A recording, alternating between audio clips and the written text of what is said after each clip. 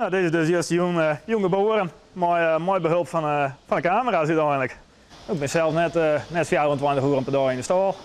En wat ik hier heb ontwikkelen, dan krijg ik een seintje als het vruchtwetter achter de kool hing of wat de poortjes uitsteken. En nou ja, als ik dan bijvoorbeeld een paar keer op rij melding heb van poortjes, dan denk ik van hé, dit duurt te lang, dan kan ik ingrijpen. Over camerahoeken, over lachtinval, een heel soort verschillende data. En dat gaat er alle keer in. En dan krijg je uiteindelijk een heel sterk model dat aan het netbouw afhankelijk is van welke camerahoek of hoe de boel heeft hingen.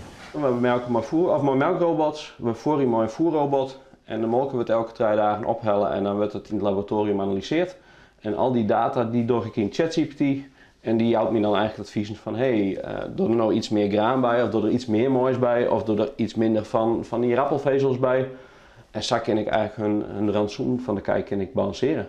Ja, we zijn wel oren producten hier voorin en van die ene wat meer hier voorin en van de wat minder hier voorin, dus de hoeveelheid ben ik wel verloren.